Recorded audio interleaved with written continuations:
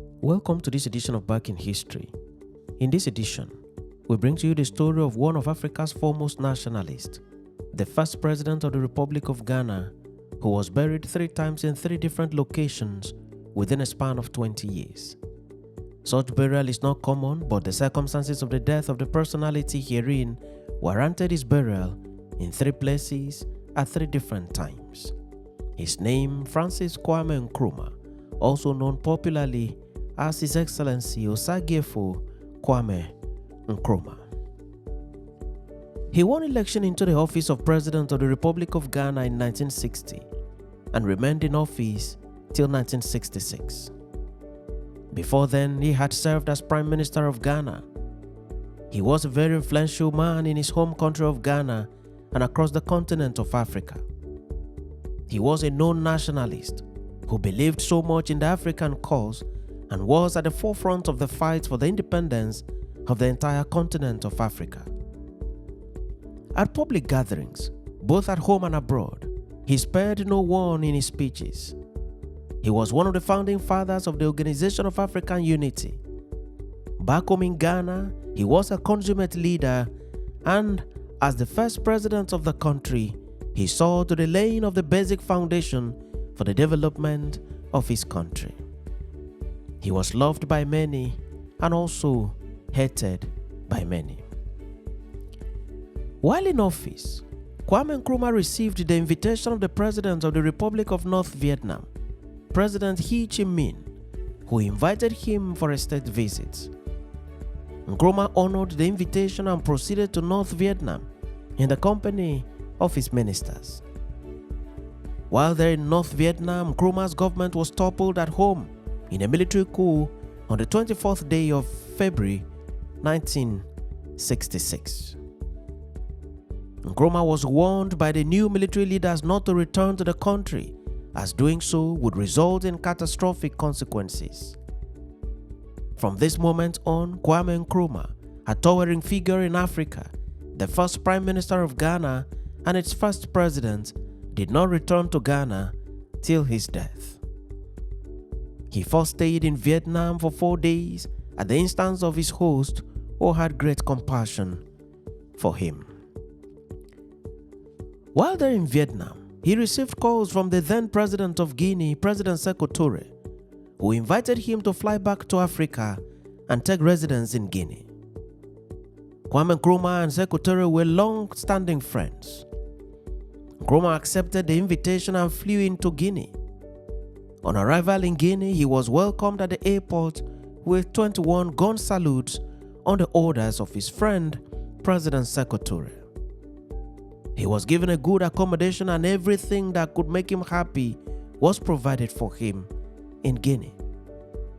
He was expected to remain in Guinea to observe the political situation in next-door Ghana in expectation of a possible recall by his people for him to reclaim his seats. This did not happen, and Kwame Nkrumah did not test power anymore in his country of birth or elsewhere till his death in 1977. While in Guinea, Nkrumah was not a happy man. He was a king without a throne. The thought of the way and manner he was removed from office and the thought of his sacrifices for Ghana, which saw to the grant of independence to the country at the time other countries in Africa were still under colonial rule, were issues that threw him constantly into sadness and depression. He must have regretted his journey to Vietnam, but this was quite late. Analysts have said that if Kwame Nkrumah was in Ghana at the time, the invasion of the seat of power would have been fiercely resisted. Others have said that if he was in Ghana, he would have perhaps been killed, as the coup was well planned and prepared for execution at all costs. Nkrumah thus lost his throne but had his life intact. Kwame Nkrumah remained in Conakry, Guinea as a guest of the President Sékou Touré, for many years. Along the way, he took ill in Guinea in August 1971 and was flown to Bucharest in Romania for medical treatment. There in Romania, he was diagnosed of prostate cancer. In April 1972, he succumbed to the cold hands of death while in the hospital in Romania at the age of 62. His remains were flown to Guinea on the orders of President Sékou Touré, where he was first buried in Conakry in a well-attended state funeral. This was Kwame Nkrumah's first burial.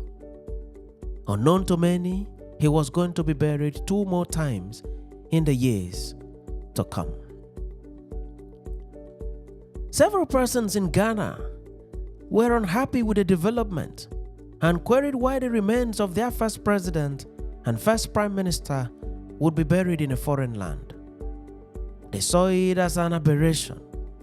They called it unacceptable and demanded that Kwame Nkrumah should be exhumed and buried in his home country of Ghana. There were diplomatic engagements with the president of Guinea, who was himself not happy about the way Kwame Nkrumah was treated by Ghana. As a matter of fact, the president of Guinea, President Sékou Touré, was hesitant and did not want to allow the exhumation of Nkrumah's corpse.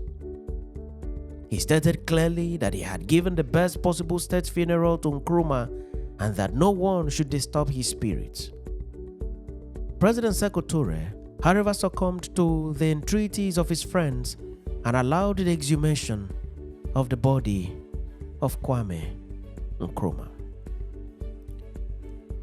On July 7, 1972, Nkrumah's grave in Conakry was opened and his well-embalmed body was removed and flown back to Ghana in a special Guinean Air Force plane on the orders of President Sékou Touré.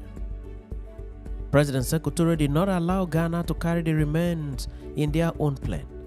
He described it as part of his last honor to a friend and brother for his remains to be conveyed carefully back home in a Guinean Air Force plane. The plane touched down in Ghana, and the following day the body of Kwame Nkrumah was laid in state at the State House in Accra, and hundreds and thousands of Ghanaians lined up to pay their last tribute to their first prime minister and first president. Kwame Nkrumah's remains were from there taken to his hometown in Krofo, in the western region of Ghana, where he was buried in his ancestral home. This marked the second burial of Dr. Kwame Nkrumah. When Jerry Rawlings took over the mantle of leadership in Ghana, he began the narrative that Nkrumah also had been buried at the capital of Ghana, precisely at the site where Nkrumah stood to proclaim Ghana as an independent country.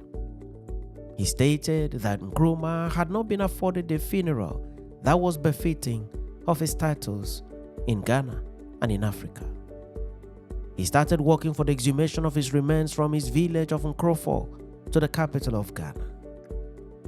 He entered into discussion with Nkrumah's family and had the necessary consensus, and on July 1st, 1992, Nkrumah's body was exhumed for the 3rd time. The body was taken to Accra, Ghana, and reburied finally at the Kwame Nkrumah Memorial in Accra, Ghana, on the same ground where Kwame Nkrumah himself made the historic declaration of Ghana's independence in 1957. This is a story of how Dr. Kwame Nkrumah, who, though he died once, was buried 3 times within a span of 20 years, namely between 1972 to 1992. It might be safe to say that there is no indication that Dr. Kwame Nkrumah would be buried again in the many years to come. Thanks for watching this edition of Back in History, and do remember to subscribe to the channel or follow the page for regular notification on every new video.